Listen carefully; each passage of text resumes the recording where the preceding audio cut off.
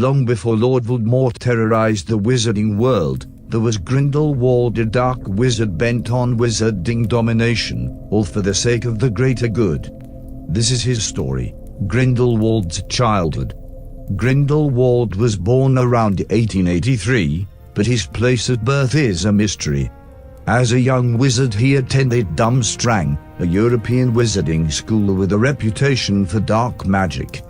The school expelled Grindelwald for twisted experiments and near-fatal attacks on his fellow students. He was only 16.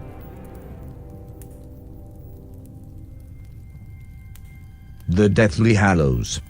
Even as a student, Grindelwald was obsessed with power, in particular the Deathly Hallows, the three most powerful objects in the wizarding world.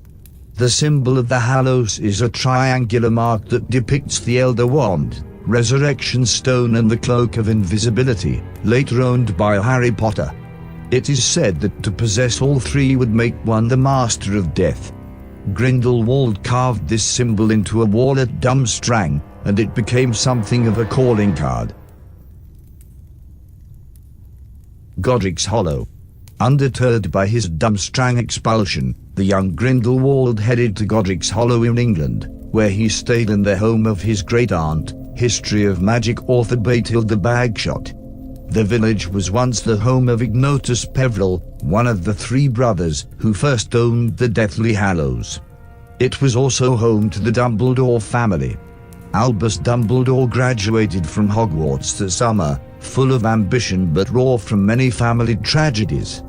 The death of his mother left Albus as the head of the family, but he felt trapped. Dumbledore and Grindelwald. Dumbledore saw in Grindelwald an equal, and the two became inseparable, sharing an obsession with the Deathly Hallows.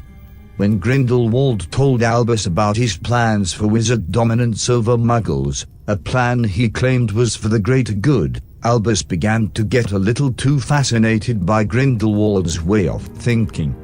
The friendship quickly caused tension within Albus' family. With both parents gone, Albus was responsible for his troubled sister, Ariana, and his brother, Aberforth.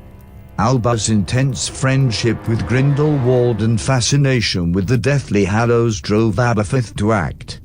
A dramatic three-way duel between Aberforth, Grindelwald and Albus ended in tragedy when Ariana was killed in the crossfire.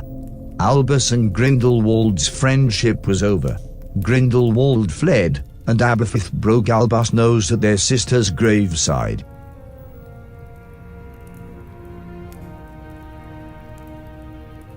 The Elder Wand. On his travels across Europe, Grindelwald gathered followers and tracked down the Elder Wand. Grindelwald stole it from wandmaker Gregorovich, and continued to follow his dreams of seizing power for the greater good.